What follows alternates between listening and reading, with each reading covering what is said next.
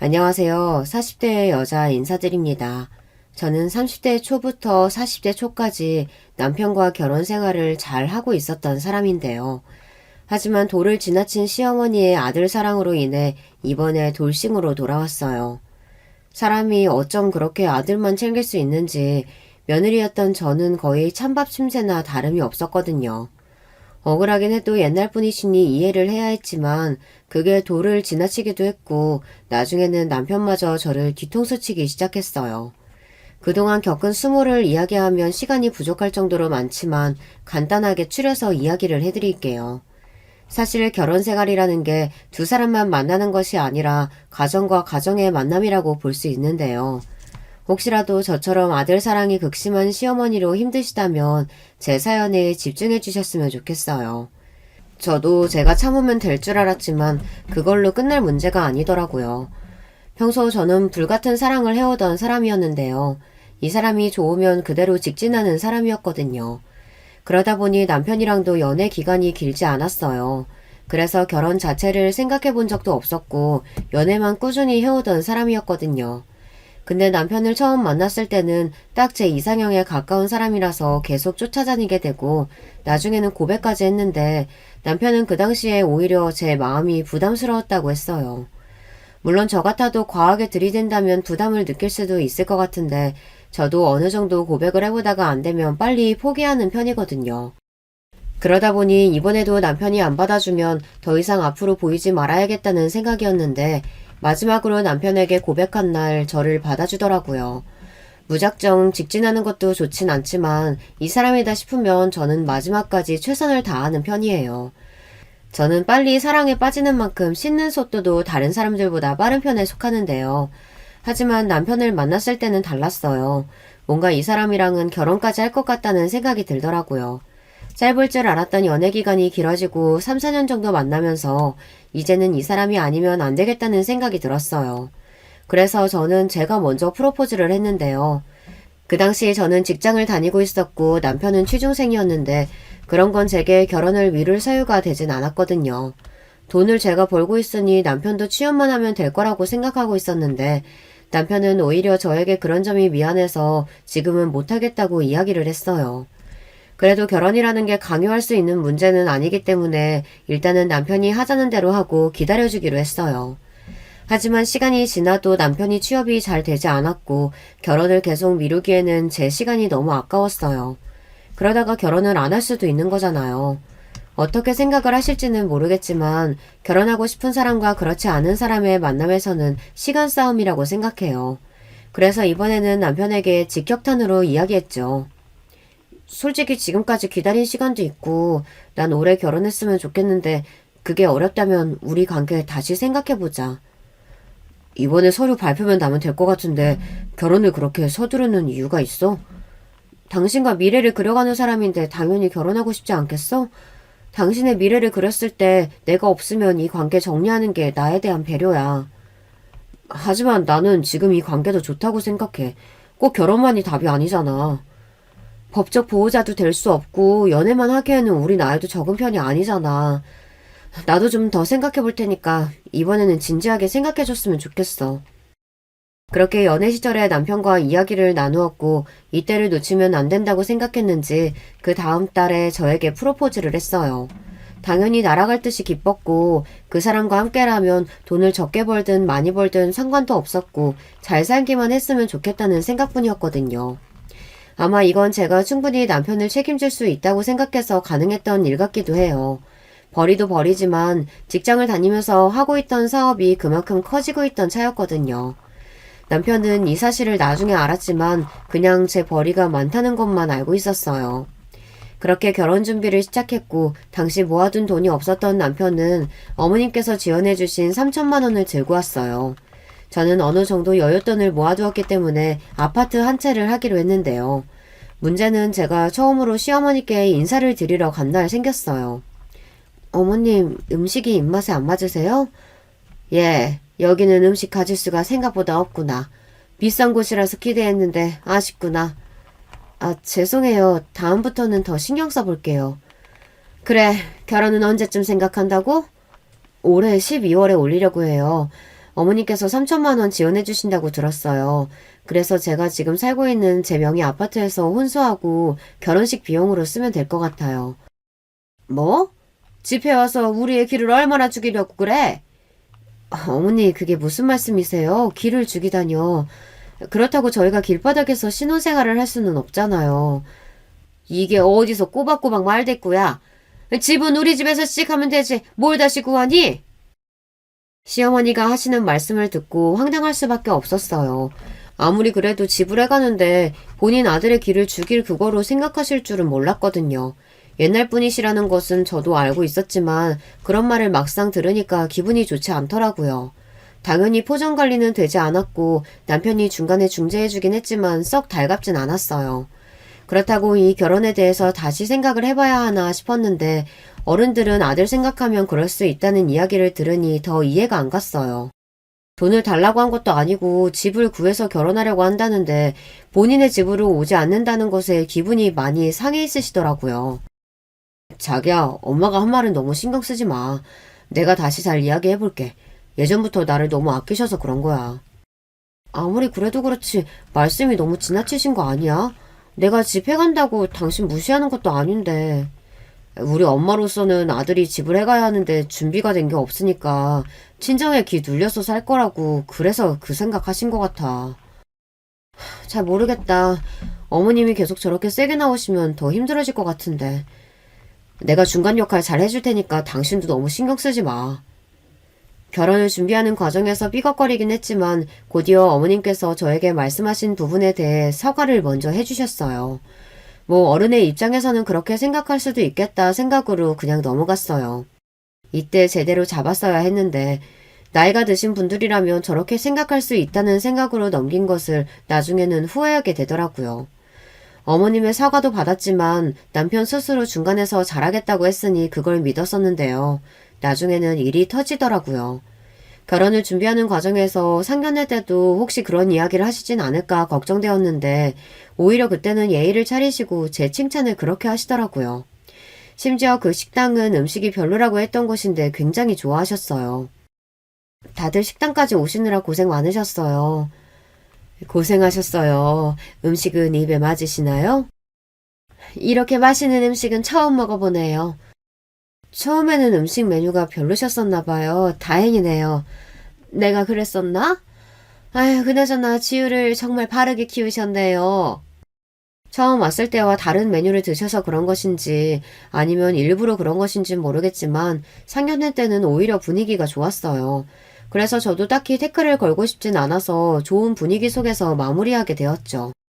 그리고 절차대로 진행하는데 결혼을 하는 게 이렇게 힘든 일일 줄 몰랐거든요. 이것저것 챙겨야 할 것들도 많고 예물과 예단 같은 것도 해야 하니까 쉬운 일은 아니었어요. 들어가는 돈도 생각보다 많았고요. 하지만 그런 건 다 괜찮았어요. 오히려 남편이 적극적으로 도와주고 정보도 잘 찾아주었거든요. 물론 결혼을 준비하는 중에 취직하진 못했지만 그래도 저는 괜찮아요. 남편은 카드를 쓰는 게 미안하다고 하긴 했지만 그 정도 지원은 해줄 수 있었거든요. 취업하는데 너무 신경 안 써도 돼. 나중에 좋은 자리 있으면 그때 해도 늦지 않아. 그래도 계속 일하는 여보 돈만 사용하는 건 아닌 것 같아서 미안하기도 하고. 괜찮아. 나중에 취업하면 그때는 여보가 맛있는 거 많이 사주면 되지. 스트레스 많이 받으면 안 좋으니까 쉬엄쉬엄 해. 내가 그래도 집안일 하나는 정말 잘하잖아. 여보 집에 왔을 때 신경 안 쓰이도록 꼼꼼하게 할게. 오히려 처음에는 남편의 가정적인 점이 좋더라고요. 집에 들어가면 따뜻한 밥, 그리고 깔끔한 집안이 되어 있으니 사실 이렇게만 살아도 되겠다는 생각이었어요. 집도 작은 편이 아닌데 구석구석 어찌나 잘 정돈을 해두는지 새삼 남편이 청소나 빨래 같은 것을 잘한다고 느끼고 있었죠. 이거 당신이 다 이렇게 해놓은 거야? 진짜 대단하다. 오늘 하루 종일 고생 많았어. 아니야, 밖에서 일하는 당신이 더 힘들 텐데 이 정도쯤은 아무것도 아니지. 집안일 하는 것도 얼마나 힘든데 진짜 고생했어. 서로를 격려하며 지내다 보니 자연스럽게 남편은 전업으로 집안일을 맡아서 하고 저는 직장을 다니면서 평화롭게 지내고 있었어요. 그러다가 한 번은 어머님께서 저희 신혼집에 오셨는데 집에서 집안일을 하는 남편을 보고 나서 깜짝 놀라시더라고요. 아니 내가 이럴 줄 알았어. 이게 집회였다고 집안일을 다 남편 시키고 있어. 얘 당장 그 앞치마 벗어라. 엄마, 내가 하고 싶어서 하는 거야. 그리고 나는 회사도 안 다니는데 이런 거라도 해야지. 집회 왔다고 지금 우리 아들 무시하는 거니? 얘가 얼마나 똑똑하고 또 얼마나 착한 앤데 지금까지 너한테 당하고 살았겠어. 어머님, 그게 무슨 말씀이세요? 저희 각자 해야 할 일 하면서 잘 살고 있고요. 어머님이 생각하시는 그런 거 아니에요. 다 필요 없고 태연이 너는 당장 집안일 그만두고 바로 일 구해라. 집안일은 여자가 해야지. 이런 걸 남편한테 시키고 있어. 네, 저희 집에 오셨던 시어머니께서 남편이 집안일을 하는 모습을 보고 기겁하며 당장 그만두라며 저에게 이럴 줄 알았다며 삿대질까지 하시면서 이야기하셨어요. 사실 뭐라고 잔소리를 하실 것 같긴 했지만 그렇게까지 뭐라고 하실 줄은 몰랐네요. 그날은 화를 내며 집으로 돌아가셨고 앞으로 절대 남편에게 집안일을 맡기지 말라고까지 하셨어요. 제가 하거나 아니면 사람을 불러서 시키라며 본인의 아들을 하녀 부리듯이 부리는 건 아닌 것 같다고 말이죠. 여러분들은 제가 너무하다고 생각하시나요? 사실 제가 집안일만 시키는 것이 아니라 용돈도 주고 전반적인 재정관리도 하면서 고정지출도 제가 내고 있거든요. 그런 부분에 대해서는 하나도 말씀을 안 하시면서 저에게는 오히려 돈을 그 정도 벌면 본인 아들이 좀 더 편하게 살아도 되지 않겠냐고 하시더라고요. 어머니의 아들 사랑은 끝이 없었고 남편도 이때는 오히려 제 편을 들어주며 어머니께 반박하는 걸 보니 중간 역할은 잘 해주고 있다는 생각이 들었거든요. 어머니는 항상 자기 편만 들고 힘들게 일하는 며느리는 안 보이시나 봐. 내가 자기 집안일 시킨다고 언제 하대한 적 있어? 기분 너무 나쁘다. 당연히 자기가 더 고생하고 있지. 내가 미안해. 엄마가 올 때마다 저러니까 나도 힘드네. 당분간 집에 오시지 말라고 했어. 오시지 말라고까지? 그렇게까진 말 안 해도 되는데. 이럴 땐 나도 강하게 나가야지. 자꾸 받아주면 안 돼. 남편도 스스로 중간 역할을 잘해야 한다고 이야기했고 오히려 그렇게 말해주는 게 고마웠어요. 보통은 엄마 편을 들면서 말하는 경우가 많잖아요. 그래서 남편에게 더 고마웠던 것 같아요. 그 뒤로는 정말 시어머니께서 저희 집에는 오시지 않으셨고 평화로운 삶을 이어갈 수 있었는데요. 하지만 제 예상과는 다르게 결혼한 지 6개월이 지난 시점에서 오히려 적반하장으로 나오기 시작했어요. 취업 준비를 안 하는 것은 물론 오히려 큰 소리를 치며 본인이 집안일을 하고 있지 않냐며 계속 이렇게 살 거라고 말이죠. 취업은 언제쯤 할 생각이야? 이제 슬슬 해야 되지 않아? 지금도 우리 잘 지내고 있는 거 아니야? 굳이 내가 일 안 해도 된다면서. 그렇긴 하지만 가고 싶다고 했던 회사 공고가 있어서 말해본 거야. 나 앞으로 계속 집안일 하면서 살래. 이게 나한테 맞는 것 같아. 근데 제가 이런 말을 괜히 했던 게 아니에요. 처음에는 집안일도 열심히 하고 또 쓰레기도 제대로 버리면서 역할을 제대로 해주었거든요. 근데 어머니의 방문이 뜸해지고 난 뒤로는 오히려 소홀해지기 시작했어요. 사실 그런 모습들을 보면서 처음부터 크게 신경이 쓰였던 것은 아니었는데요. 오히려 쉬면서 하는 것이 저는 더 좋아 보였는데 갈수록 집안 관리가 전혀 안 되었어요. 그래서 면접이라도 보러 다니는 건가 취업 준비하긴 하는 건가 싶어서 이야기를 했던 것이었거든요. 제 예상과는 다르게 남편의 하루 패턴은 일어나서 밥 먹고 그 뒤로는 컴퓨터만 하면서 시간을 보내는 것 같더라고요. 컴퓨터도 필요하다고 해서 사준 거였는데 그 뒤로 계속 게임만 하면서 시간을 보내니까 이대로 둘 수 없었어요.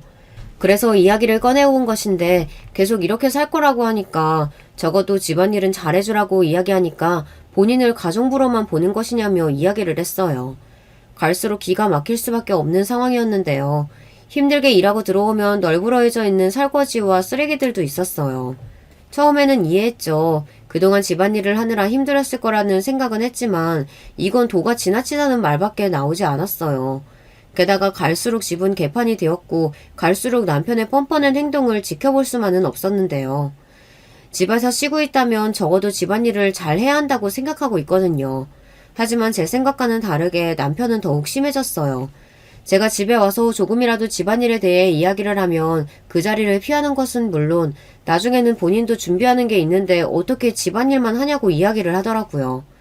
앞뒤가 맞지 않는 말들만 해대니까 저도 모르게 화가 났고 남편에게 그럴 거면 제대로 직장 생활을 하면서 생활비를 내든지 아니면 집안일이라도 제대로 해달라고 말을 했어요.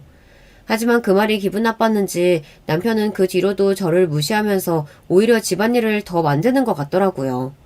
더 이상 참지 못했던 저는 그동안 남편에게 주었던 카드를 한도를 지정해버렸고 더 이상 쓰지 못하도록 금전적으로 제가 제한을 할 수 있는 건 다 했던 것 같아요. 사용하고 있었던 카드를 진정시키고 나니 남편에게 전화가 왔는데요. 내가 살 게 있는데 카드가 안 돼서 정지라고 하는데 혹시 자기가 정지시킨 거야? 얼마 전에도 용돈으로 챙겨줬고 그렇게까지 많은 돈이 필요하진 않은 것 같아서 카드 하나 줄이는 게 낫다는 생각에 정지시킨 거야. 미리 말해줬는데 기억 안 나? 언제 얘기했는데 갑자기 쓰던 돈을 그렇게 줄이면 나는 앞으로 어떻게 생활하라는 거야? 1년 동안 내가 지원해준 게 얼만데. 그리고 집안일을 하기 싫으면 직장을 다니면 되잖아. 아직도 그 얘기야? 내가 아무것도 안 하는 것도 아니고 진짜 치사하게 나온다. 남편은 저에게 따지듯 이야기했고 제가 카드를 정지하겠다고 말한 부분에 있어서는 기억을 하지 않는 것 같았어요. 그것도 그럴만한 게 아무래도 남편은 게임하고 있을 때 이야기를 하다 보니까 집중을 못한 것 같더라고요. 참을 만큼 참았던 저는 제가 봐줄 이유를 느끼지 못하고 정지시켜둔 채로 생활했어요. 그러다 남편이 심각성을 느꼈는지 그 뒤로는 집안일도 열심히 하더라고요. 저에게 미안하다고 사과도 하면서 제발 카드만은 풀어달라는 이야기를 했어요.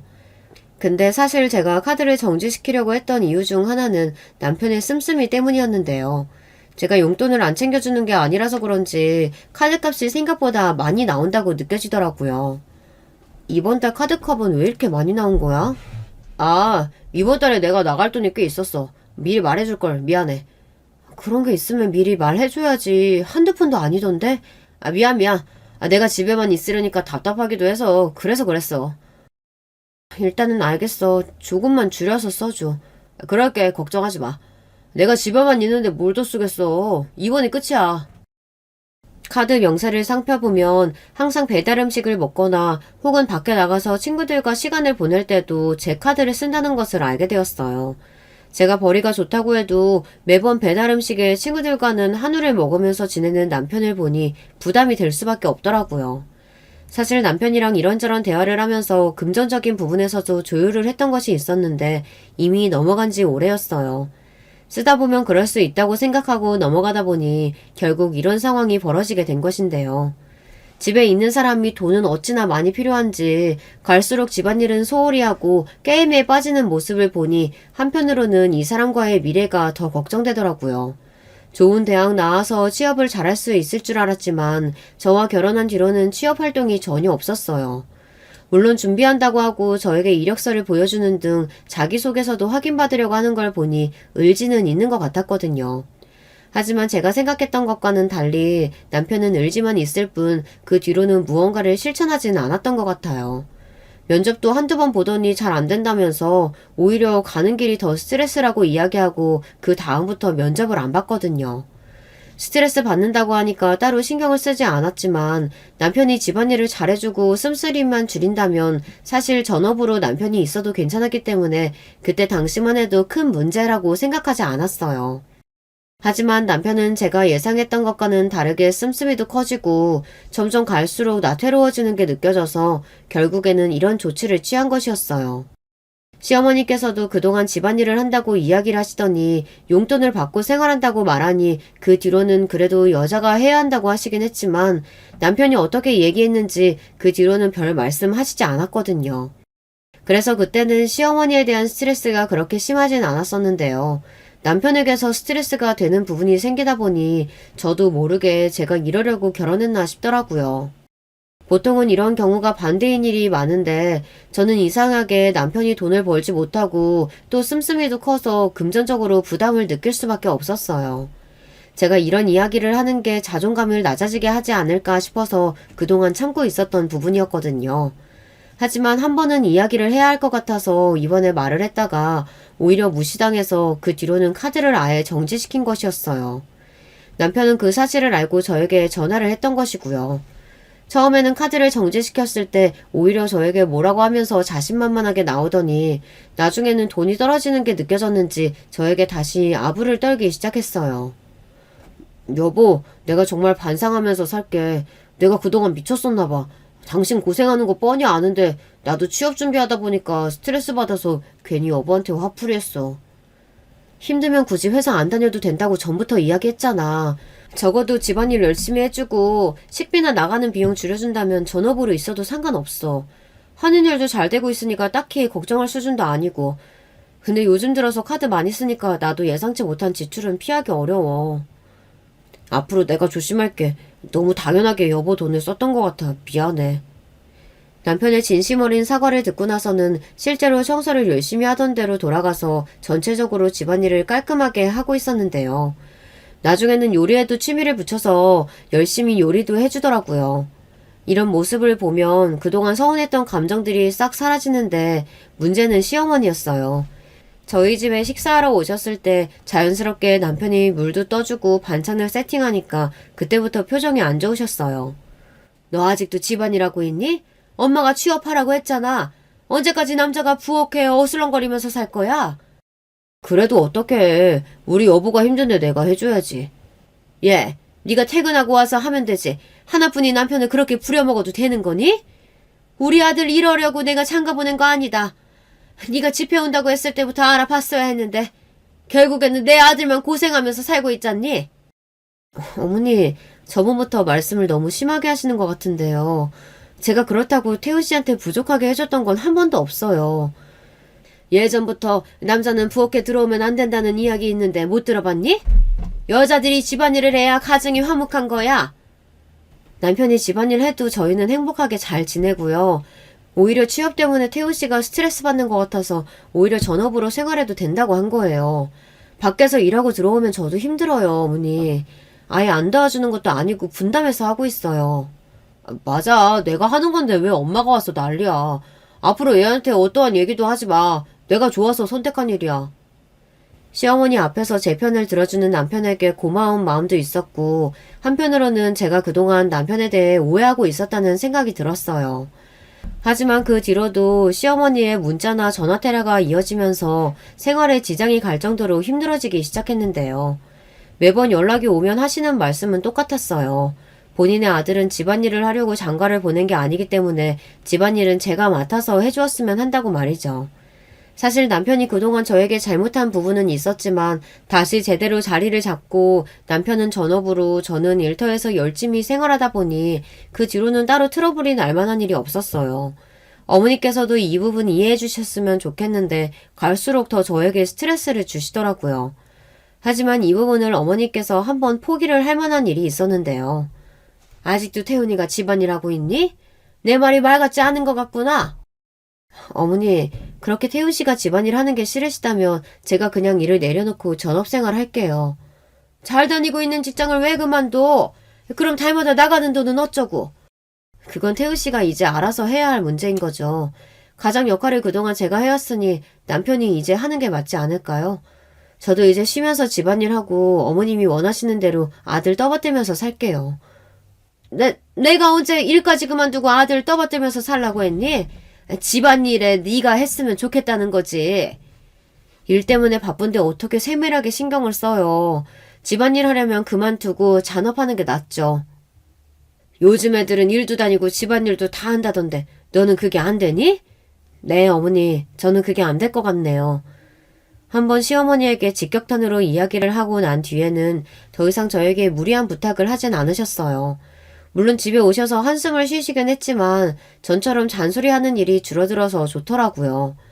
사실 제가 전업하지 않는 이유는 일이 바빠진 것도 있지만 남편이 하는 것도 생각보다 일을 잘하다 보니까 맡기게 된 것이었는데요. 고정지출도 다 제가 내고 있고 무엇보다 양가 부모님 용돈을 드리고 있다 보니 그 부분에 대해서 남편도 고마워하고 있던 부분이었어요. 그리고 남편이 초반에만 삐걱거렸지 이제는 저에게 잘해주고 또 중간 역할을 잘해주다 보니까 평화롭게 생활을 할 수 있었던 것 같아요. 하지만 제가 너무 소홀하게 남편을 관리했던 걸까요? 카드 명세서를 보던 중 골프장에 갔던 이력이 있어 물어보니 취미로 시작했더라고요. 요리학원도 얼마 전에 다니기 시작했는데 취미까지 늘리는 것을 뭐라고 하진 않았어요. 하지만 갈수록 집을 비우는 시간이 늘어났고 특히 주말만 되면 같이 운동하는 사람끼리 저녁을 먹는다면서 제가 혼자 시간을 보내는 게 많아지더라고요. 이때 여자의 촉이라고 해야 할까요? 초반에는 오히려 남편이 이런저런 활동을 하면서 스트레스를 푸는 것 같고 집에만 있는 것보다 낫다고 생각했는데 외출이 잦아지니 뭔가 이상하다는 느낌이 들어 그때부터는 블랙박스부터 남편 휴대전화까지 살펴봤어요. 아니나 다를까 다른 사람과 바람이 났더라고요. 저를 ATM기 취급하면서 그 여자와 나눈 대화를 보며 이를 갈고 어떻게 복수해야 할지 이성적으로 생각을 해보기로 했어요. 감정적으로 힘든 시간을 보낼 수밖에 없었지만 제가 대문자 T라서 그런지 그 상황에서도 어떻게 하면 이 사람과 잘 끊어낼 수 있을지 생각하게 되더라고요. 처음에는 그런 생각도 들지 않고 화가 나다 보니 바로 이걸 따지고 싶었는데 그렇게 되면 제가 오히려 불리해질 것 같아 마음을 가다듬고 그 뒤로 제가 할 수 있는 건 다 했던 것 같아요. 예를 들면 증거를 모아두는 것부터 시작해서 변호사에게 상담받으러 가기도 했어요. 하지만 사람 마음이라는 게 한 번에 끊어내려고 해도 잘 안 되는 거잖아요. 저도 모르게 기회를 한 번 더 줘도 되지 않을까 생각이 들었어요. 왜냐하면 이 문제 말고는 저에게 너무 잘해주던 사람이었고 또 이런 부분을 제가 직접적으로 이야기를 한다면 스스로 정리할 수 있지 않을까 싶었거든요. 사연을 들으시는 분들이 저를 어리석다고 생각하실 수도 있어요. 특히 바람은 더욱이요. 하지만 생각해보면 몇 년 동안 같이 산 사람을 하루아침에 정리한다는 게 더 어려운 일이었거든요. 불륜에 대한 내용을 봤을 때 충격적이긴 하지만 그래도 이 사람의 진심이 아닐 거라고 생각했던 것 같아요. 지금 와서 생각해보면 어쩌면 제가 그 사람을 더 잡고 싶어서 그렇게 생각한 걸 수도 있겠네요. 어떻게 보면 정말 부질없는 짓이었지만 그때 당시에는 한 번이라도 남편이 저를 위해서 진심 어린 사과를 하고 그 생활을 정리한다면 모든 것이 괜찮을 것 같았어요. 그래서 남편에게 제가 알고 있는 사실에 대해 이야기를 해주었는데요. 그동안 당신 주말에 친구 만난다면서 나갈 때 어디 갔는지 다 알고 있어. 그게 무슨 소리야? 나는 사람들이랑 같이 식사하는 자리에 참여한 거밖에 없어. 나한테 지금 다 증거가 있는데 지금 이 자리에서 고백하면 한 번은 용서해 줄게. 뭐든 다 용서해 준다고? 내가 아무런 정보도 없이 당신한테 괜히 이런 얘기 할 것 같아? 몇 년 동안 같이 살아봤으면 알 거 아니야. 내가 정말 잘못했어. 당신이 생각하는 그런 관계 아니야. 어떤 걸 봤는진 모르겠지만 진심 아니야. 믿어줘. 솔직하게 말하면 봐준다는 말을 듣고 바로 실토하는 남편을 보며 기가 차기도 했지만 그때 당시에 저는 그 사람이 반성하는 모습을 보이니 한 번의 불장난이라고 생각하기로 했어요. 이제 와서 보면 정말 멍청했던 생각이었죠. 그렇게 남편을 봐주었지만 얼마 지나지 않아서 사건은 한 번 더 터지고 말았습니다. 너는 요즘 애들 같지 않게 일에만 집중하면서 사니? 남편이 저렇게 밖에 나돌아다니는 거 아니냐? 어머니, 그게 무슨 말씀이세요? 저는 제자리에서 최선을 다한 것밖에 없어요. 여자는 말이다. 집에서 어떻게 하는지에 따라서 남편의 행실이 달라지는 거야. 네가 그렇게 하니까 결국은 태훈이가 밖에 나가서 참한 여자 만나고 있는 이유가 있지 않겠어? 그게 무슨 말씀이세요, 어머니? 엄마는 무슨 얘기를 하는 거야. 그 전에 내가 정리 다 했다고 얘기했잖아. 지금은 이 사람밖에 없다고. 너도 정신 차려라. 일밖에 모르는 년이 뭐가 그렇게 좋다고 그러는 거야. 엄마는 걔가 훨씬 낫다. 어머니, 지금 제 앞에서 무슨 말씀을 하시는 거예요? 이건 정말 아니죠. 어떻게 저를 보시면 그렇게 만만하게 대하실 수가 있어요? 이게 봐줬더니 계속 기어오르기나 하고 내가 있는 곳에서도 이러는데 시험이 없는 곳에서는 남편을 얼마나 갈구겠어? 그건 바로 시어머니께서도 이 사실을 알고 계셨던 것인데요. 심지어 식사 자리에 그 여자와 저를 비교하시는 것을 듣고 나선 도저히 결혼 생활을 이어나가서는 안 되겠더라고요. 사실 남편이 실토한 뒤로는 골프도 끊고 지원해주던 것을 해주지 않고 오히려 집안일에만 집중을 하게 했거든요. 그랬더니 외출하는 일도 줄어들어서 안심하고 있었는데 정리한 것이 아니라 제가 일하고 있는 틈을 타서 계속해서 만나고 있었고 심지어 시어머니께도 저 몰래 그 여자를 만나면서 바람 피우는 사실을 알고 있었다는 것을 알게 되었어요. 식사 자리에서 충격적인 이야기를 듣고 뺨까지 맞은 제가 더 이상 참을 수는 없었는데요.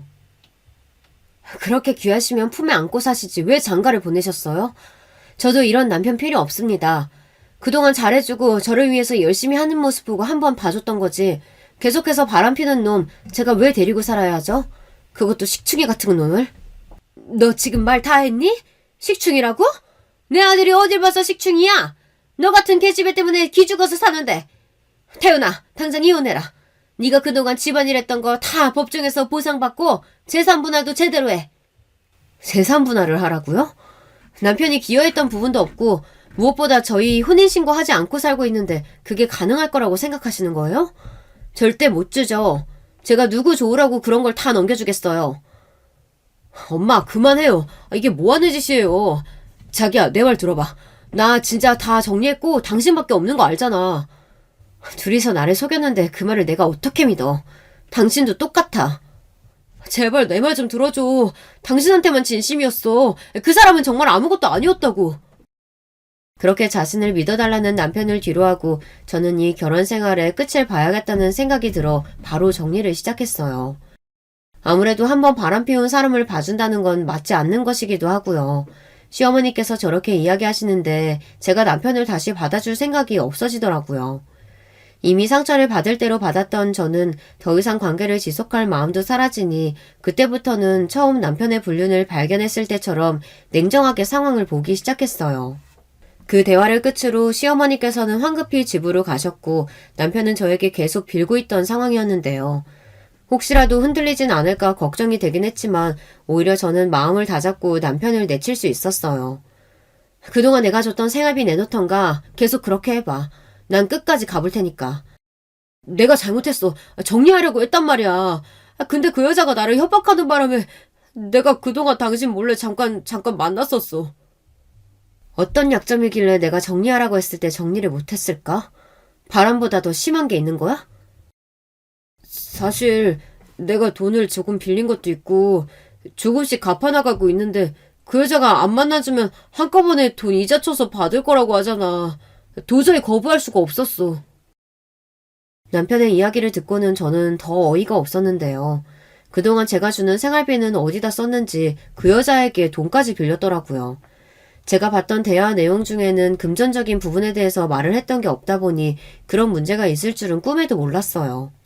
하지만 제가 그걸 더 신경 쓸 이유는 없었죠. 그건 당신이 알아서 하면 되는 문제고 이 집에서 좋게 나가고 싶으면 소송이든 뭐든 다 포기하고 그냥 몸만 나가. 아무리 그래도 그렇지 내가 그동안 당신 편하라고 집안일 해준 건 생각도 안 하는 거야? 적어도 혼자 살 수 있는 금전적인 지원은 해줘야지. 내가 누구 때문에 지금 경력단절로 이러고 있는데. 당신 정말 웃긴다. 먼저 전업하고 싶다고 말한 건 기억도 안 나나 본데. 그리고 내가 당신한테 부족하게 했던 적 있어? 일하고 싶으면 취업하라고까지 이야기를 해줬는데도 안 한 건 당신이잖아. 그건 당신이 나한테 그럴 거면 전업을 하라고 해서 그런 거잖아. 적어도 취업에 집중할 수 있게는 해줘야지. 내가 은행 가서 당신한테 보내준 돈이야. 그 돈 액수만 봐도 몇 년 동안 당신이 회사 들어가면 받을 수 있는, 아니지, 그보다 더 많은 돈을 보내줬는데. 뭐? 이건 모두 생활비가 포함된 거잖아. 나 혼자 쓸 수 있는 돈은 적었다고. 남편이 이야기하는 것을 들으니 더 어이가 없었어요. 적어도 개인적으로 쓸 수 있는 돈을 300만 원 정도는 줬던 것 같은데 그건 다 어디다 쓰고 이제 와서 본인은 생활비로 허덕이면서 살았다는 듯이 말하는 걸 보니 더 이상 참을 수가 없겠더라고요. 그래서 어떻게 하면 될까 고민을 하다 통장을 정리하던 중 시어머니께 들어갔던 돈이 있다는 것을 알게 되었어요. 제 통장에서 그동안 얼마나 많이 빼갔는지 거의 생활비만큼이나 매달 나가고 있더라고요. 그 통장은 제가 남편에게 쓰라고 줬던 통장이었는데 제 명의로 되어 있거든요. 필요할 때 사용하라고 준 건 맞지만 저와 상의도 없이 어머니께 많은 걸 해주고 있다는 것을 알게 된 뒤로는 통장부터 비밀번호를 바꾸고 또 어머니께 들어갔던 돈을 남편에게 청구하기로 했어요. 그동안 제가 해주었던 모든 것들을 차단하고 나니까 시어머니께서도 그제서야 저한테 전화를 해서 사과를 하셨는데요. 얘야, 그동안 내가 섭섭하게 해서 미안하구나. 난 태훈이가 그런 줄도 모르고 계속 너만 타박했네. 늦었지만 지금이라도 사과하마. 아니요, 사과 안 하셔도 됩니다. 이미 끝난 사이고 앞으로 볼 일 없을 테니까요. 그리고 제가 모르는 사이에 남편이 돈을 많이 썼더라고요. 어머님 집에 있는 소파, TV 다 제 돈으로 샀던데 그대로 청구할 거니까 그렇게 아시고요. 그걸 너가 왜 청구하니? 그건 우리 태훈이가 날 위해서 해준 것들인데. 효도를 제 돈으로 했으니까 문제가 되는 거 아니겠어요? 태훈씨 앞으로 다 청구할 예정이니까 아들 위해서라면 지금부터라도 처분하셔서 조금이라도 돈 남겨두시는 게 좋을 거예요. 어쨌든 제 허락 없이 돈을 쓴 거니까요. 아니 그게 무슨 소리니? 어쨌든 남편인데 그렇게 모지게 할 필요는 없잖니. 아줌마가 그렇게 감싸던 자식 그대로 데려가시면 되고요. 앞으로 연락할 일 없을 테니 전화하지 마세요. 그리고 그 뒤로는 남편의 연락을 무시하고 그대로 집 밖에 짐을 빼두었는데요. 한참 밖에서 문을 두드리고 저에게 전화를 해서 경찰을 부르니 바로 사라졌어요. 저는 통장 정리를 하면서 그동안 남편이 시어머니에게 송금했던 내역들을 보내고 다시 입금하라고 이야기를 했죠. 정말 너무한 거 아니야? 내가 이 많은 돈을 어떻게 내? 그동안 네가 어머님께 송금했던 내역이야. 그리고 내가 마지막 정으로 너랑 연락했던 걔집은 건들지 않을게. 어떻게 보면 걔도 피해자잖아. 너 같은 인간이랑 같이 살아야 하니까. 내가 정리한 지 오래라고 얘기했잖아. 왜 날 못 믿어주는 거야? 통장 내역 다 봤다고 했는데도 정리했다고 우기는 걸 보니 너무 우습네. 그럼 모텔은 네 엄마랑 같이 갔냐? 그냥 혼자 쉬러 간 걸 수도 있잖아. 왜 그래? 그게 말이 된다고 생각해? 모텔에 당신 혼자 갔다는 증거 있어? 그러는 당신은 증거가 있어서 그렇게 말하는 거야? 당연하지. 당신 그 여자랑 대화한 내용만 봐도 알 수 있겠던데. 제 이야기를 듣던 남편은 그대로 벙찐 듯이 말도 제대로 못하면서 변명을 하기 시작했어요. 지금껏 이런 사람과 살았다니 지금이라도 벗어나는 게 다행이라는 생각뿐이더라고요. 그리고 마지막으로 입금을 하지 않으면 저도 가만히 있지 않겠다고 하니 달마다 돈을 나눠서 갚겠다고 말을 해서 공증을 받으러 갔습니다. 정말 이렇게까지 해야겠어? 그래도 우리 한때는 부부였는데 이렇게 나를 못 믿는다고? 그동안 너가 한 일을 생각하면 그렇게 말 못하지. 앞으로 나도 돈 입금 안 될 때마다 연락할 테니까 이자 2배 내기 싫으면 기한 맞춰서 입금하는 게 좋을 거야. 혹시라도 당신 마음 달라진다면 언제든지 연락 줘. 나도 기다리고 있을게. 그럴 일 없으니까 내 눈앞에서 얼씬도 하지 마. 그렇게 아들만 치켜세우던 어머니께서도 자존심을 굽히시며 미안하다고 매일 사과를 하셨지만 다시 그때로 돌아가고 싶지 않았어요. 뭐든 처음에 잘해줄 때 고마움을 알고 표현하는 게 중요한데 항상 저를 타박하셨던 분이시거든요. 그렇다 보니 저도 계속 마음의 문을 닫을 수밖에 없었고 대들기도 했지만 결국에는 이렇게 되었네요. 남편과 잘 살아보겠다는 마음으로 외도도 봐주고 수모를 겪더라도 제가 조금만 더 잘하면 될 줄 알았어요. 하지만 그게 아니라 오히려 남편만 편드는 시어머니를 보니 도저히 안 되겠더라고요. 게다가 저와 그 상관녀를 두고 비교하신 것도 그렇고 저를 깎아내리는 집안과는 더 이상 상종하고 싶지 않았어요.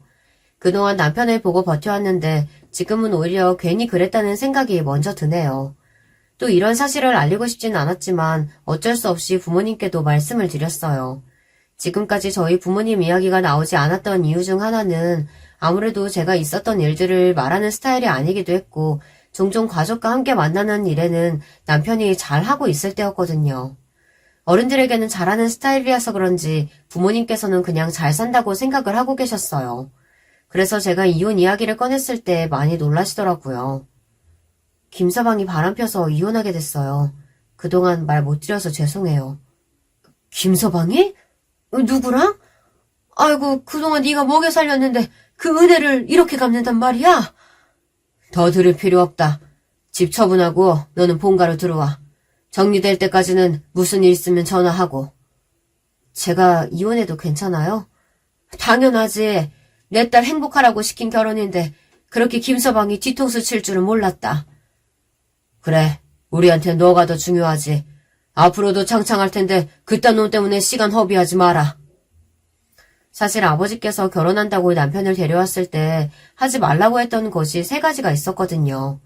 바람, 그리고 도박, 폭력이었어요. 어떠한 일이 있더라도 있어서는 안 될 일이라고 했고 그걸 어긴 것인 만큼 부모님께서는 당연히 분노하실 수밖에 없었죠. 그동안 너한테는 말 못했는데 김수방한테 우리가 건물 관리도 맡겼었었어. 근데 전혀 일할 생각이 없어 보이던데 그럼 그동안 생활비는 너가 대준 거냐? 그렇죠. 뭐 어차피 제 월급이 넉넉하니까 그동안 괜찮았는데 도저히 못 참겠더라고요. 외도뿐만이 아니라 어머니께서도 절 무시하셨거든요. 심지어 얼마 전에는 제가 수저를 먼저 들었다고 뺨까지 치셨어요. 그런 집안이라면 빨리 나오는 게 맞다. 어디 우리 귀한 딸을 쳐. 당장 찾아가고 싶은 거 꾹 참고 있어. 괜찮아요. 어차피 이제 안 볼 사람들이고 또 남편한테도 정이 다 떨어졌거든요.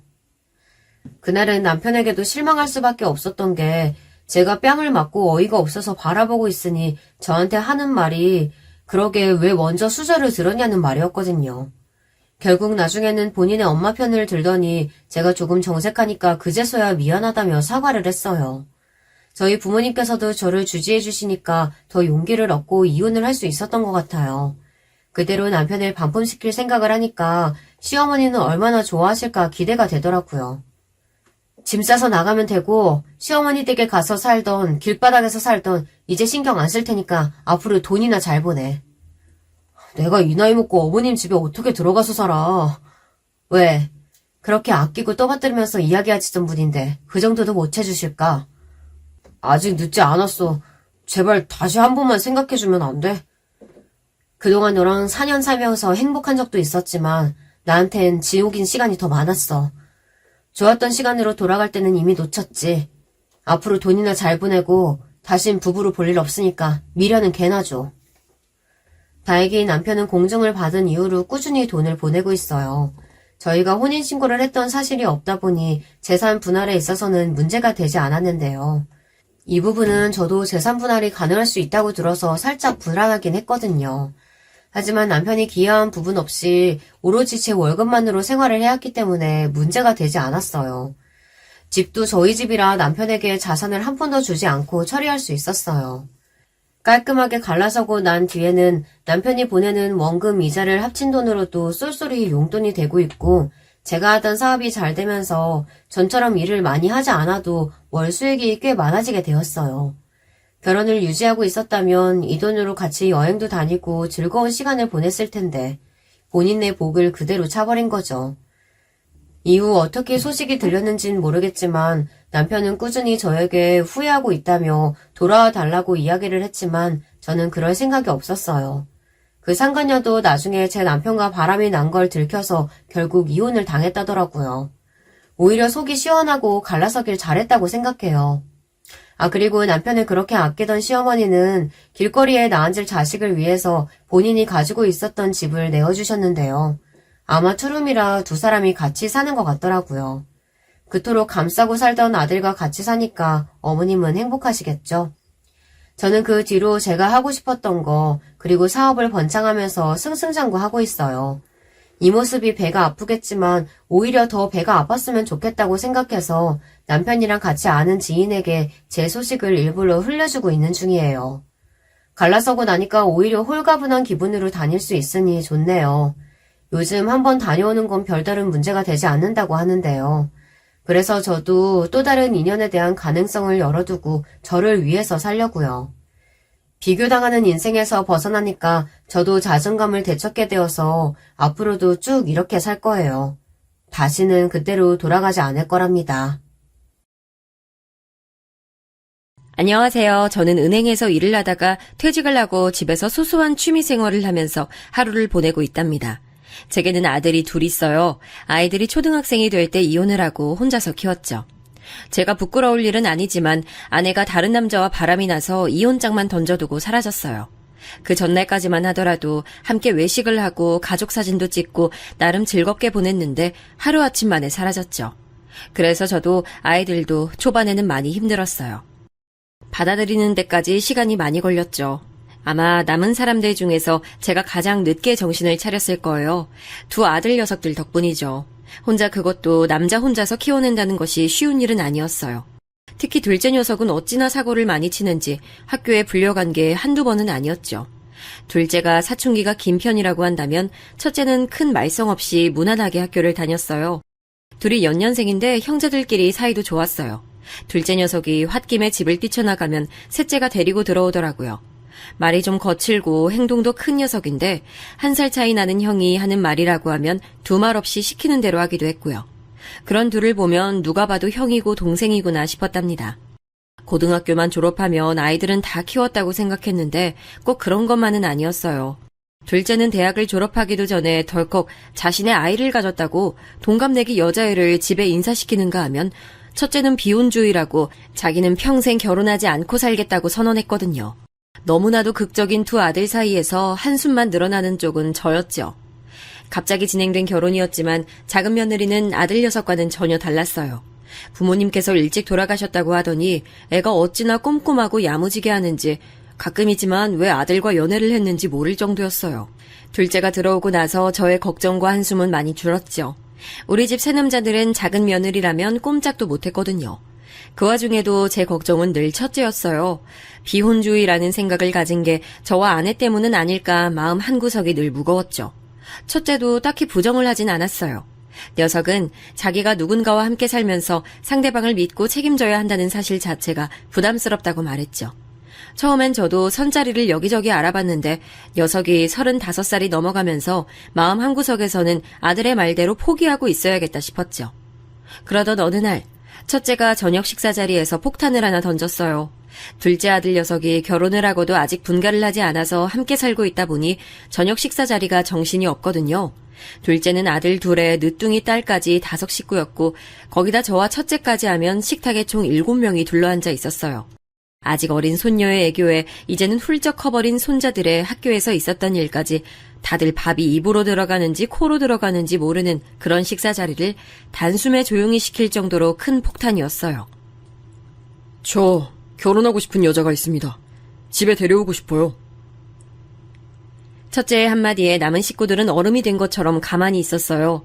과하게 조용해진 식탁에 민망해진 첫째는 몇 달 전부터 만나는 여자가 있었으며 그 사람과 결혼을 하고 싶다고 했어요. 저는 제가 환청을 듣고 있다고 생각했어요. 그렇게 비혼주의를 외치던 아들 녀석인데 결혼이라니 이게 무슨 일인가 싶었죠. 둘째는 만우절인가 생각도 했다고 하더군요. 저와 둘째가 이렇게 혼이 나가 있는 동안 가장 먼저 정신을 차린 건 작은 며느리였어요. 아주버님, 날은 언제로 하고 싶으세요? 집으로 모실 거면 저도 미리 준비를 좀 해야 하는데. 첫째는 식사 대접은 부담스러우니 가볍게 인사만 드리겠다고 하더군요. 둘째 며느리는 처음 인사하는 자리인데 그럼 차만 마시고 가는 것도 이상하지 않냐고 했지만 첫째가 전혀 아니라고 하면서 식사를 함께 하진 않을 것이라고 했어요. 인사하러 온다는데 식사는 함께 먹어야지 그래도. 사실 그 사람 아버지가 좀 편찮으셔서 매일 병원에 가야 하거든요. 그래서 너무 길게 시간을 뺏고 싶진 않아서요. 첫째의 이야기를 들은 우리는 충분히 그럴 수밖에 없는 상황에 납득했어요. 첫째는 괜찮은 날이 정해지면 다시 얘기를 해주겠다고 했죠. 저는 그 이야기를 들은 날부터 괜히 가슴이 두근거리고 긴장이 되더라고요. 사실 첫째는 절대 결혼하지 않을 것이라고 생각했거든요. 자기 생각이 워낙 강해서 뭘 하나 정하면 쉽게 바꾸는 녀석이 아니라서 꿈에도 생각지 못했답니다. 그렇게 고집스러운 첫째의 생각을 바꿔준 아이가 어떤 사람인지 그걸 상상하고 있으면 시간도 금방 흐르는 것 같았어요. 폭탄 선언이 있고 일주일 정도 지났나 첫째가 여자친구를 데려오겠다고 하더군요. 저희 가족들은 엄청 긴장된 얼굴로 기다리고 있었어요. 평소와 다름없는 건 작은 며느리뿐이었죠. 오히려 보는 사람 불안하게 왜 이렇게 경직돼 있느냐고 저와 둘째를 타박할 정도였답니다. 인사하러 왔다고 하면서 첫째 며느리 될 아이가 들어오는데 제가 생각했던 것과는 완전 달랐어요. 우리 첫째 아들은 딱딱하고 반듯한 이미지가 좀 있거든요. 평소에 말도 별로 없고 큰 소리로 이야기를 하거나 말하는 법도 없어서 무채색에 가까운 그런 느낌인데 완전 반대였죠. 화려한 꽃이 연상되는 그런 사람이었어요. 화장이 진하거나 옷이 화려하다는 게 아니라 사람 자체가 그런 생각이 들게 만들더라고요. 그래서 우리 애랑 만나는 사람이 맞나 싶을 정도였죠. 안녕하세요, 아버님. 처음 인사드리는 자리에 빈손으로 올 수 없어서 가져왔어요. 저는 얼떨떨한 기분으로 선물을 받아들였죠. 제가 좋아하는 양주였어요. 제가 술을 많이 마시지도 즐기지도 않지만 딱 하나 이 양주만큼은 좋아하거든요. 그 사이에 손자들 선물이며 작은 며느리에게는 화분까지 주더라고요. 저는 뭘 그렇게 많이 챙겨왔냐고 했지만 활짝 웃으면서 기분 좋게 받아주셨으면 좋겠다고 했어요. 웃는 얼굴이 사람을 더 화려하게 만들더라고요. 순간 이혼한 아내의 얼굴이 잠깐 보이는 것 같기도 했어요. 그렇게 생각이 들고 나니 계속해서 얼굴이 겹쳐 보이더군요. 솔직히 좋은 기분은 아니었어요. 첫째의 마음이 바뀐 게 이 때문인가 싶기도 했죠. 저는 여느 아버지들이 그렇듯 저는 어떤 일을 하고 있는지 가족관계는 어떻게 되는지 물었어요. 예비 며느리는 방글방글 웃으며 대답을 하는데 사람이 화려한 만큼 밝기도 하구나 싶었어요.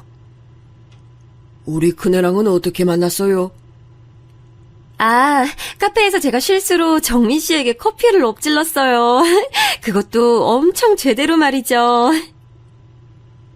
작은 며느리는 무슨 드라마에서나 볼 법한 스토리라고 눈을 빛내며 어떻게 된 건지 자세하게 물었어요. 예비 며느리는 부끄러워하면서 그 상황에서 화도 내지 않고 담담하게 괜찮다고 말하면서 세탁비도 받지 않고 그냥 자리를 뜬 큰아들에게 너무 미안해서 며칠이고 카페에서 큰아들을 기다렸다고 하더군요. 그리고 다시 만났을 때 세탁비 대신 저녁을 사겠다고 말했고 그렇게 만남이 이어졌다고 말이죠.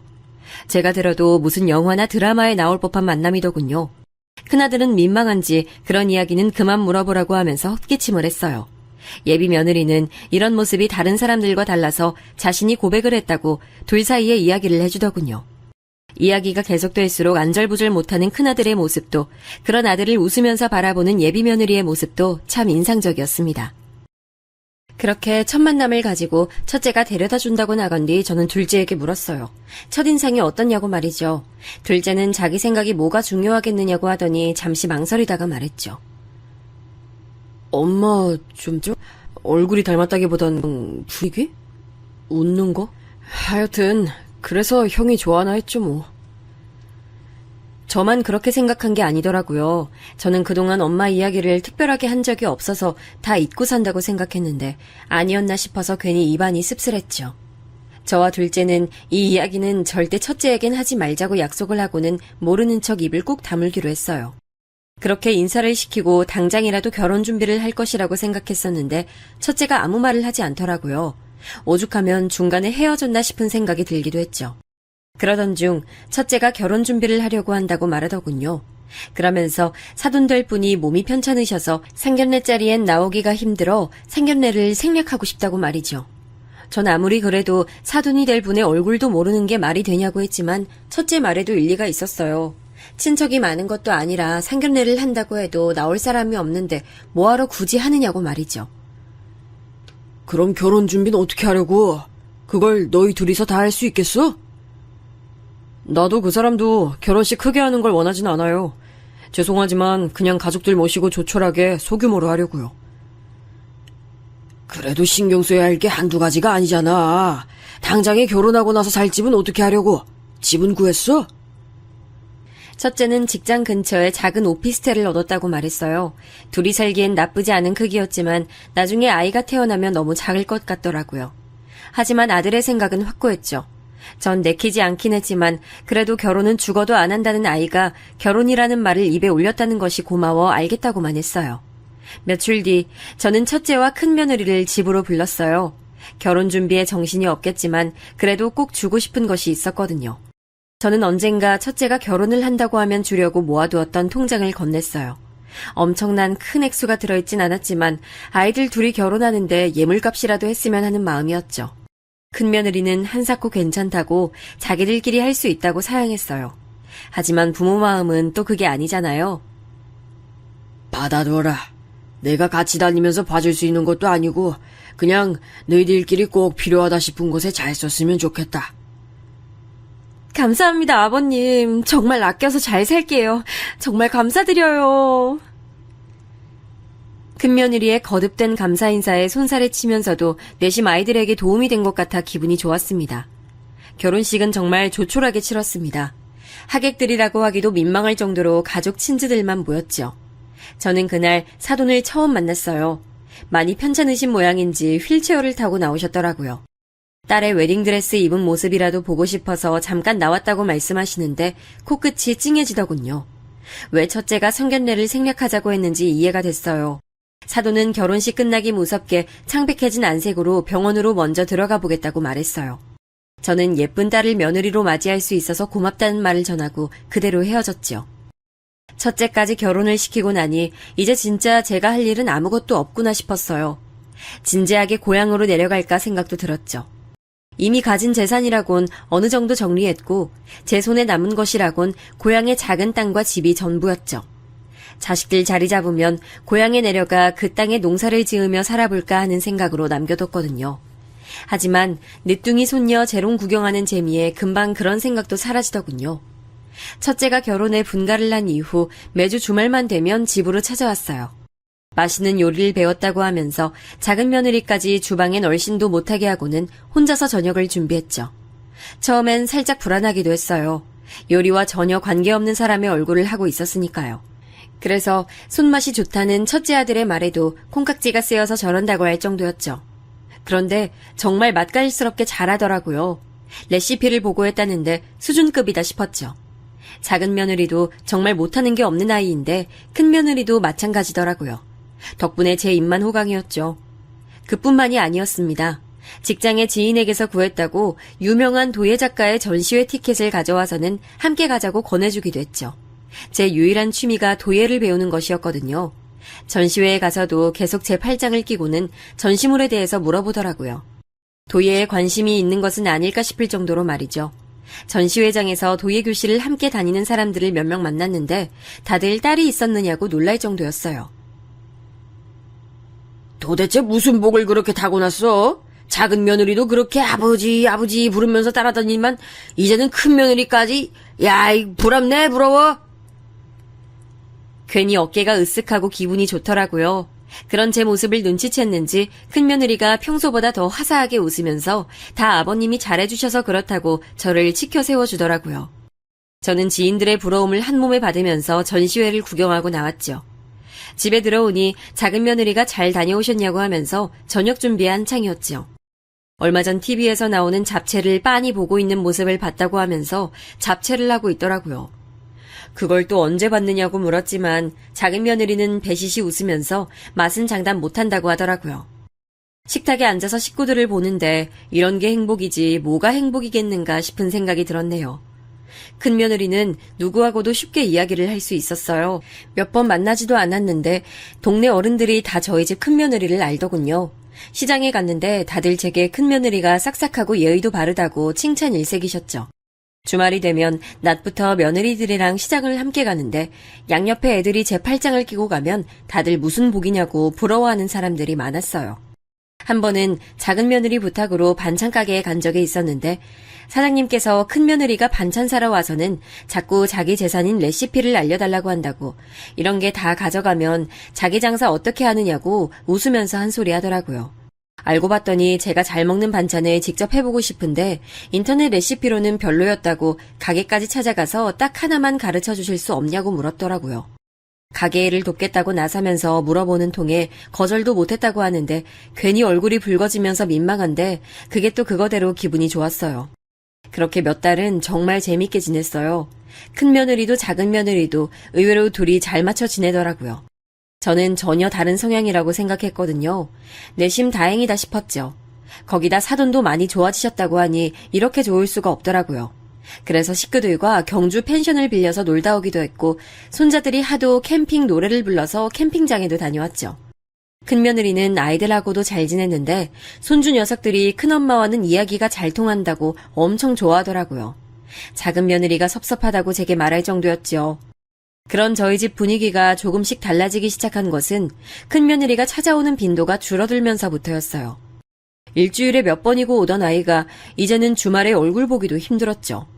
저는 무슨 일이라도 생겼느냐고 물었지만 얼버무리면서 말을 하지 않더라고요. 어쩌다 찾아오는 날에도 얼굴에 수심이 가득했죠. 저는 첫째를 불러 무슨 일이 집에 있느냐고 물었지만 큰일이 아니라고만 하더군요. 저는 걱정이 됐어요. 그렇게 밝고 에너지 넘치던 아이가 이렇게까지 변한 것엔 이유가 있지 않겠는가 싶었죠. 하지만 당사자들이 입을 꾹 다물고 있으니 답답해 미치겠더라고요. 그날 저녁도 마찬가지였어요. 저녁을 먹고 나서 급하게 일어나는 큰애 내외를 방으로 불렀죠. 저는 무슨 일이 있었는지 숨기지 말고 다 이야기를 하라고 애들을 다그쳤어요. 오늘이야말로 무슨 일이 있어도 이유를 듣겠다고 다짐했죠. 결국 먼저 이야기를 꺼낸 건 아들 녀석이었어요. 장인어른께서 급하게 컨디션이 나빠지셨어요. 아무래도 수술을 해야 한다고 하는데 그 수술비가 좀 커요. 수술하고 나서도 회복하는 데 들어가는 비용도 있고, 그래서 저도 아내도 이리저리 알아보는 중이에요. 너희는 그런 얘기를 어떻게 나한테 말 한마디를 안 해? 내가 그 사실을 알면 내가 그 돈 마련하는데 도움을 주면 좋지 너희 타박을 하겠니? 그런 중요한 얘기를 어떻게 숨겨? 제가 숨기자고 했어요, 아버님. 아버님이 부족한 저한테 얼마나 잘해주시는지 아는데 돈 얘기를 어떻게 해요? 큰며느리가 울면서 정말 죄송하다고 말했어요. 저는 이런 큰 이야기를 제게 숨겼다는 것도 속상했지만 아이들이 저를 편하게 의지하지 못한다는 점도 마음이 아팠죠. 자세한 이야기를 들어보니 수술 자체는 보험이 적용되지만 거기서 사용되는 약물 같은 것들이 보험 적용이 되지 않아서 금액이 상당하더라고요. 아이들이 대출을 알아보고 있는 중이라고 고백했죠. 제가 은행에서 일한 경력이 있는데 그런 생각까지 했으면서 왜 묻질 않았느냐고 한 소리 하긴 했지만 길게 혼을 낼 순 없었어요. 어떻게든 제게 손 벌리지 않고 해결하고 싶었다는데 그 마음을 어떻게 혼을 내겠어요. 저는 같이 방법을 찾아보자고 말하고는 아이들을 돌려보냈죠. 그날 밤 저는 생각이 많았습니다. 제게 큰 돈이 있는 것도 아니고 지금 제게 남은 것이라곤 고향의 작은 땅과 집뿐이니까요. 그 땅은 부모님께서 물려주신 곳이자 저의 어린 시절 추억이 가장 많이 담겨있는 곳이었어요. 그래서 쉽게 마음의 결정을 내릴 수가 없었죠. 저는 다음날 아침부터 부지런히 고향으로 내려가 부동산을 하는 친구를 찾았습니다. 상황을 이야기하고 급하게 땅을 처분하고 싶다고 하자 친구 녀석이 알아봐주겠다고 하더군요. 금매로 내놓으면 땅은 5천만 원 정도 할 것이라고 알려주더군요. 친구 녀석은 개발이 예정된 곳도 아니고 그렇다고 해서 지리적으로 좋은 것도 아니라서 어쩔 수 없다고 말하며 엄청 미안한 얼굴을 했어요. 생각보다 적은 금액에 저는 다시 연락하겠다고 말하고는 집으로 돌아왔죠. 작은 며느리는 이른 아침부터 나갔다 피곤한 얼굴로 돌아온 저를 걱정스럽게 바라보며 괜찮으시냐고 물었어요. 저는 대충 둘러대고는 방으로 들어가 누웠습니다. 천장을 보고 있으니 오만 가지 생각이 다 들었어요. 하지만 이내 마음을 굳혔죠. 사람보다 더 중요한 게 뭐가 있겠는가 싶더라고요. 주말에 집에 온 큰며느리는 마음고생이 심한 듯 더 창백해 보였죠. 저는 큰며느리를 조용히 방으로 불러서는 5천만 원짜리 수표를 내밀었어요. 엄청 놀란 얼굴로 저와 돈을 번갈아 바라보며 이게 뭐냐고 묻더군요. 아버지 병원비 수술비며 네가 고생이 많다. 이걸로 수술부터 빨리 진행하렴. 수술하면 좋아지실 수 있다는데 고작 돈 때문에 차일피일 미룰 순 없잖니. 아버님, 이 큰돈이 어디서 나셨어요? 그이 말로는 고향에 내려가실 생각으로 다 정리하셨다고 하던데요. 설마 아버님 고향에... 저는 큰며느리의 말을 자르며 거기까지는 알 것 없으니 어서 넣어두라고 말했죠. 아니에요, 아버님. 진짜 그런 돈이라면 저 못 받아요. 그이가 대출 쪽 알아보고 있는 중이에요. 그러니까 아버님 돈은 못 받아요. 대출은 한참 걸려. 얼마나 나올지도 모르고 그냥 모른 척하고 받아두렴. 그리고 우린 가족 아니냐. 가족끼리 서로 챙겨주고 아껴주고 도움 필요하면 도와주고 그렇게 사는 거지. 큰며느리는 눈물을 뚝뚝 흘리며 절대 이 일은 잊지 않겠다고 감사하다고 몇 번이나 인사를 했죠. 저는 빨리 사돈 어른께서 쾌차하셨으면 좋겠다고 말하면서 기분 좋게 자리에서 일어났습니다. 홀가분한 마음으로 며칠이 지났을까요? 큰애 내외가 밝은 얼굴로 왔더라고요. 수술 날짜가 정해졌다고 하면서 말이죠. 워낙 유명한 교수님의 수술이라 날짜가 금방 잡히진 않았지만 그래도 잘 될 것 같다고 엄청 좋아했죠. 그 모습을 보는데 땅을 처분하기 잘했다 싶었어요. 그런데 작은 며느리가 평소와는 좀 달라 보였어요. 자꾸 큰 며느리 쪽을 힐끔 보면서 갸우뚱하기도 하고 한숨을 쉬기도 했죠. 물론 표시가 심하게 난 건 아니지만 워낙 오래 살다 보니 저절로 눈길이 가더라고요. 큰애 내외가 가고 나서 저는 작은 며느리를 불러 무슨 일이냐고 물었어요. 작은애는 깜짝 놀라면서 아무 일도 없었다고 시치미를 뚝 떼는데 평소 거짓말을 할 줄 모르는 애라 금방 얼굴에 표시가 났죠. 내가 우리 작은애는 얼굴에 다 드러나서 평생 거짓말은 못하고 살 거라고 했지? 그냥 이야기해. 괜히 혼자서 속 끓이지 말고. 큰애랑 연관 있는 일이니? 아까 뭘 그렇게 힐끔거리고 그래? 그게 아니고요, 아버지. 저도 확실한 일이 아니라서요. 확실해지면 말씀드릴게요. 그냥 말하기엔 제가 오해하고 있는 것일 수도 있어서요. 작은 며느리의 반응에 무슨 일인가 더 궁금해졌지만 조금만 시간을 달라고 하니 더 이상 물어보기도 애매했어요. 저는 알겠다고 하고는 절대 혼자서 고민하지 말라고 했죠. 그렇게 일주일의 시간이 흘렀나 작은 며느리가 할 말이 있다고 잠깐 이야기를 하자고 하더군요. 그것도 밖에서 봤으면 좋겠다고 말이죠. 저는 뭔가 심각한 이야기인가 하면서 약속 장소로 나갔어요. 작은 애가 먼저 와 있었죠. 저는 무슨 일이길래 집에서도 못하는 이야기냐고 물었어요. 작은 며느리는 망설이더니 어렵게 입을 열었죠. 제가 형님 회사 근처에 미팅이 잡혀 있어서 나간 적이 있었는데요. 거기서 좀 이상한 얘기를 들었어요. 이상한 이야기라니? 언제 말이냐? 저번 주 늦게 들어온 날 말이냐? 미팅이 길어졌다고 한 날? 네, 그날이요. 미팅이 끝나고 나오는데 형님이 보이더라고요. 그래서 아는 척이라도 하려고 가는데 모르는 남자분이랑 엄청 반갑게 인사를 하더니만 둘이서 어디로 가더라고요. 너무 친근해 보여서 제가 따라갔거든요. 물론 잘못된 행동이라는 건 아는데 너무 가까워 보여서요. 작은 며느리 이야기에 누가 뒤통수를 강하게 내려친 기분이 들었어요. 남자라니, 그것도 가까워 보이는. 저는 긴장감에 주먹을 쥐었다 펼쳤다를 반복하면서 이야기를 마저 해보라고 다그쳤어요. 작은 며느리는 제 눈치를 보면서 이야기를 계속 이어나갔죠.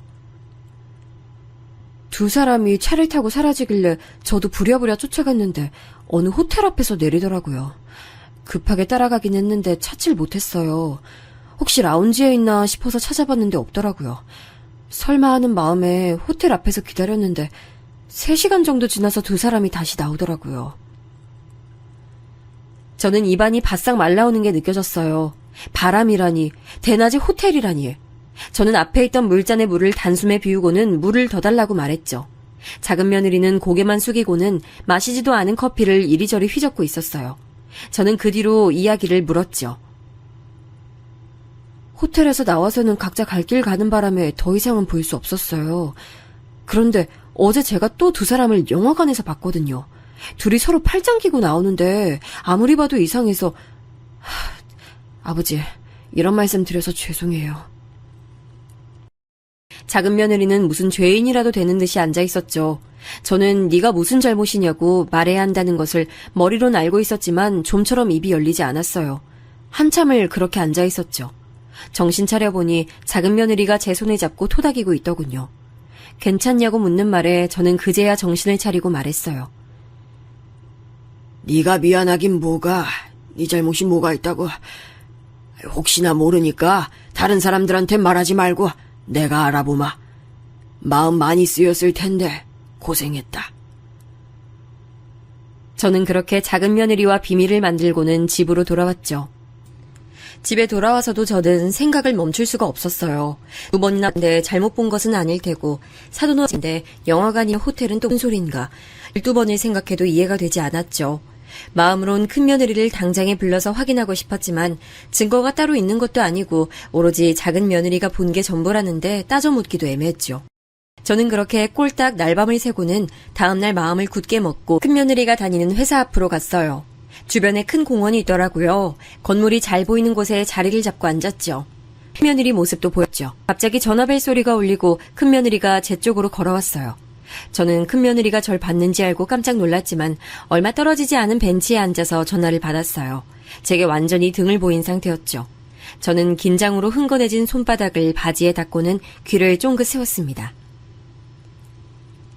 자기야. 오늘은 바쁘다고 전화하지 말랬지. 자기는 준비는 다 하고 전화한 거야?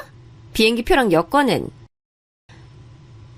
평소에 들어본 적 없는 하이톤의 음성으로 간드러지게 말하는 큰 며느리의 모습은 너무나도 낯설었어요. 이혼 서류야. 벌써 도장 찍어서 준비했지. 돈? 계좌에 넣었지? 그쪽에서 바로 찾을 수 있게 해뒀어. 대출 승인이 아직이라나?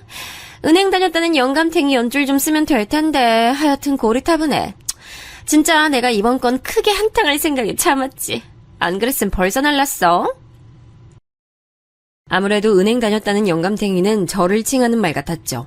저는 머릿속이 하얗게 변했어요. 손부터 시작해서 온몸이 떨려왔죠. 겨울도 아닌데 말이에요. 그렇게 제게 아버님 부르면서 사랑스럽게 다가왔던 것들이 모두 꿈만 같았어요. 그래, 알아. 5천만 원만 가지고 나르기엔 우리가 공을 너무 들였지. 자기야, 나도 힘들었다니까. 진짜 영감탱이한테 잘 보이려고 내가 얼마나 노력했는지 자기 몰라? 꼴의 남자라고 내가 아버님 하고 부르면 금방 해벌쭉해서는 내가 소름이 돋았어. 상상만 해도 점심때 먹은 게 올라올라 그런다. 며느리의 전화통화가 길어질수록 저는 점점 숨을 쉬는 것이 힘들어질 지경이었어요. 당장이라도 달려가서 머리채를 휘어잡고 소리를 지르고 싶었지만 도저히 움직여지지 않았죠. 아무리 다리에 힘을 넣어도 일어나는 것조차 할 수 없었어요. 비행기 날짜 잘 확인했지? 수술이라고 말해도 날짜 있어서 그것보다 먼저 떠야지. 이제 일도 못하겠다. 늙었나 봐. 다음엔 자기가 해. 자기 차례잖아. 그래.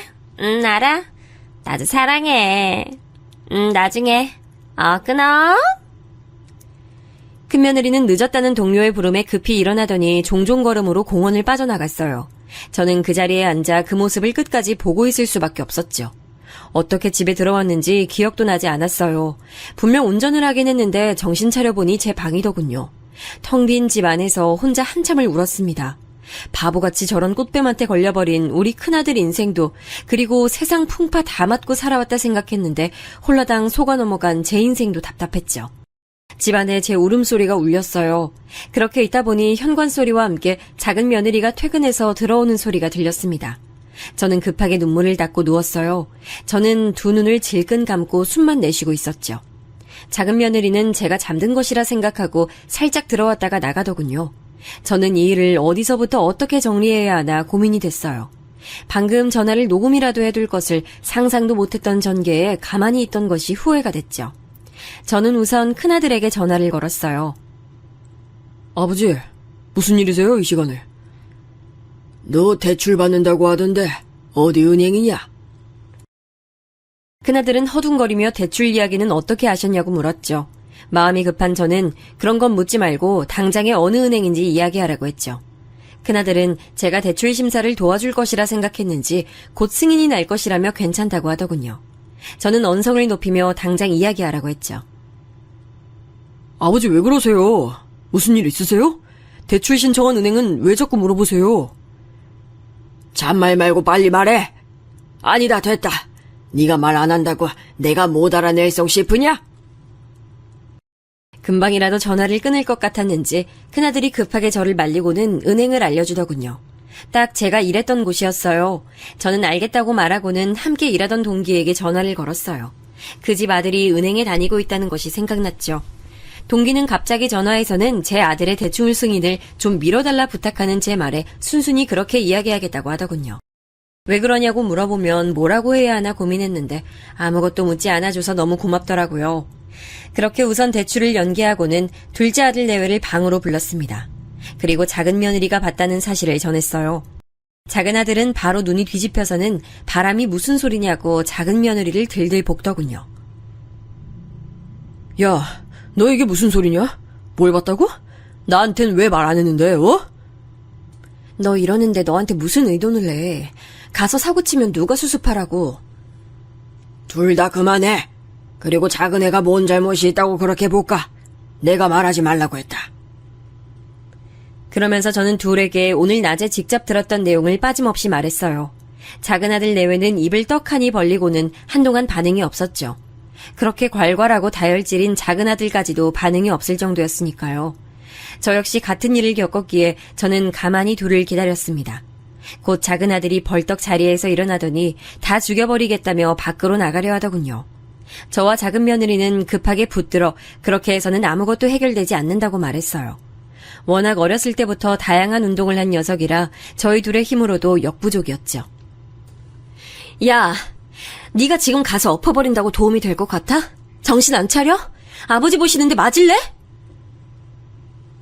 작은 아들의 힘에 이리저리 휘둘리던 작은 며느리가 소리를 지르며 등짝을 후려치자 그제야 정신을 차린 것인지 얌전해지더군요.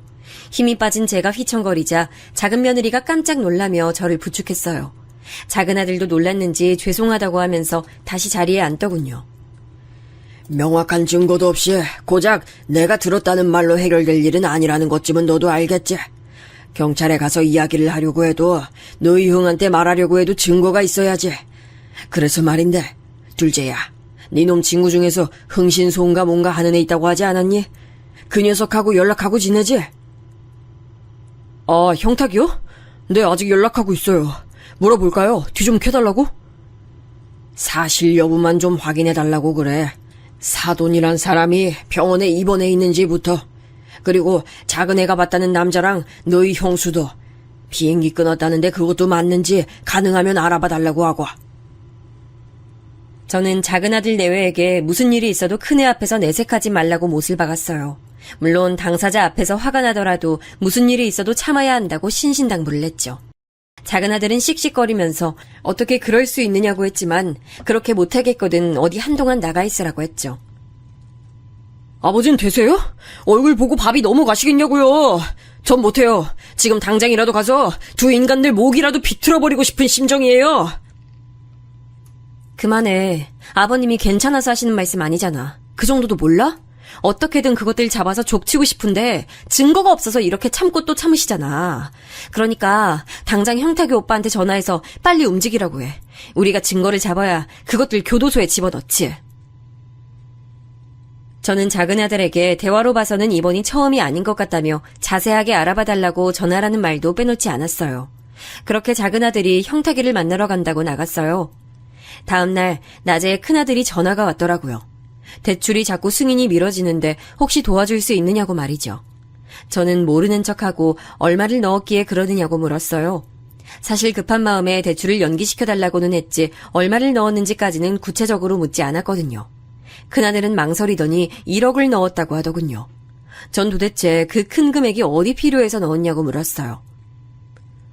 수술하고 퇴원하시면 아무래도 저희가 모셔야 될 것 같아서요. 처음에 아버지 말씀처럼 식구 늘어날 거 생각하고 평수 넉넉하게 준비할 걸 괜히 후회가 되더라고요. 전화기 너머였지만 아들의 쑥스러워하는 얼굴이 그대로 그려지더군요. 금방이라도 한숨과 눈물이 터져 나올 것 같았어요.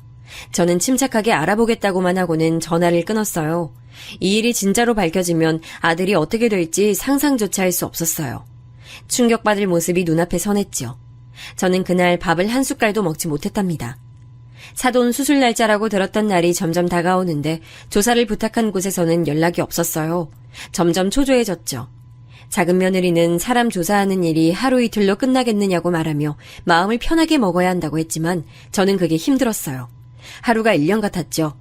그렇게 조사를 부탁한 지 3일째 되는 날 작은 아들이 알아냈다고 하면서 시뻘건 얼굴을 하곤 들어왔어요. 금방이라도 주먹을 휘두를 것처럼 흉흉한 모습이었죠. 저 역시 긴장이 됐어요.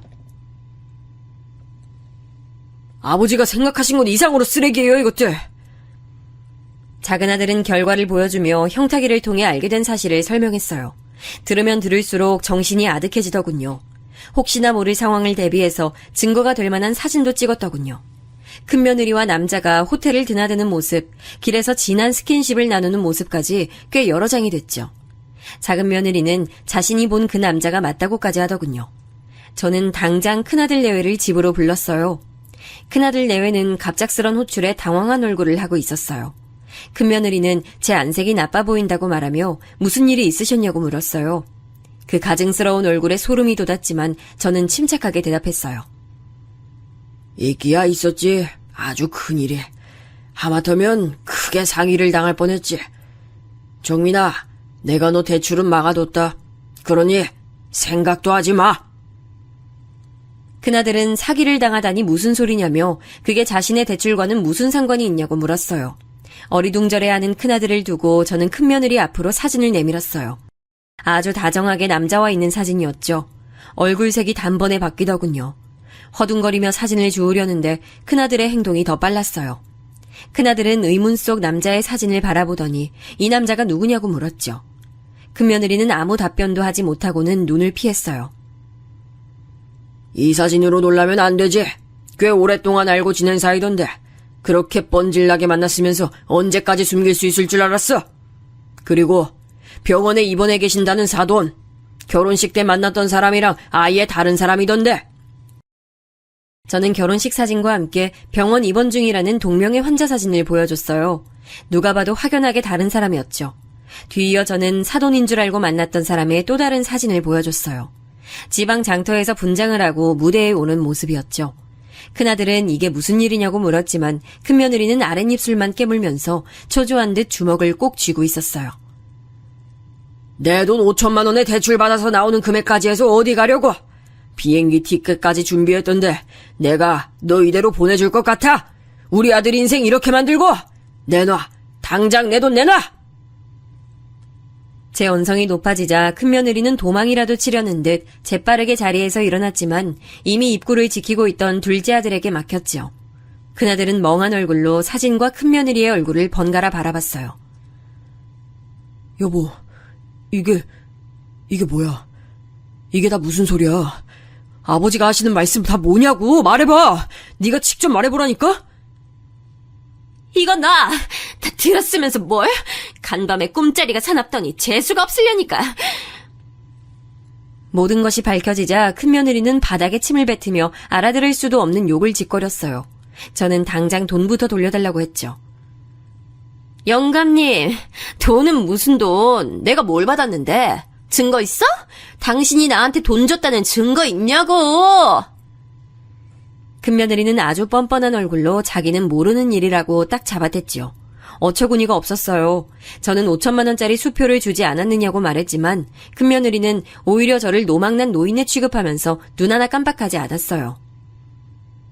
당신들 지금 내가 바람 피웠다고 거짓말했다고 이렇게 사람 나오는 거야? 까짓거 이혼해! 거짓말로 당신들 속인 거 맞아. 내가 잘못했네. 이혼해줄게. 됐지? 그러니까 사람 가두지 말고 비켜. 저는 작은 며느리에게 손짓을 했어요. 사전에 약속했던 부분이었거든요. 조용히 안방으로 들어간 작은 며느리는 경찰에 신고를 했죠. 이혼? 당신이 할 말이야? 누가 누구더러 먼저 이혼을 꺼내. 이혼 이야기를 해도 우리 형이 해. 남의 인생 이렇게 만들어 놓고 가긴 어딜 간다고? 웃기지 마. 당장 우리 아버지 돈부터 안 내놔? 큰며느리는 끝까지 모른다고 소리를 지르더니 작은 아들을 밀치며 날뛰기 시작했어요. 큰아들은 이미 넋을 놓았는지 가만히 고개만 숙이고 있었어요. 곧 경찰이 도착했죠. 막상 경찰의 얼굴을 본 큰며느리는 당황한 기색이 역력했어요. 저는 큰며느리를 가리키며 사기를 칠 목적으로 우리 아들과 결혼했다며 사기죄로 신고한다고 말했어요. 큰며느리는 억울하다고 소리를 질렀죠. 우선 경찰서에 함께 가서 이야기를 하자고 하더군요.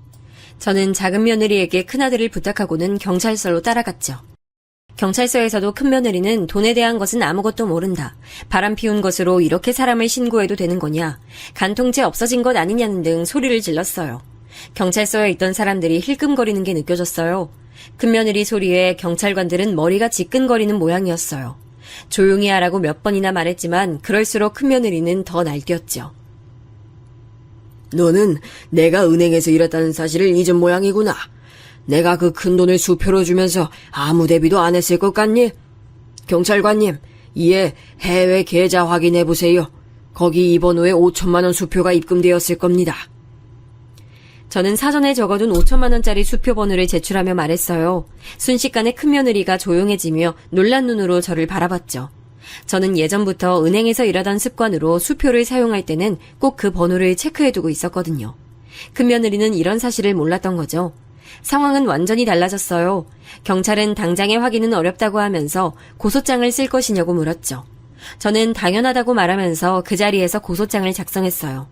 큰며느리는 자신이 생각지도 못했던 일에 놀란 나머지 갑자기 말을 다듬더니 제 팔을 붙들고 잘못했다고 자기가 속였던 것 다 용서해달라고 하더군요.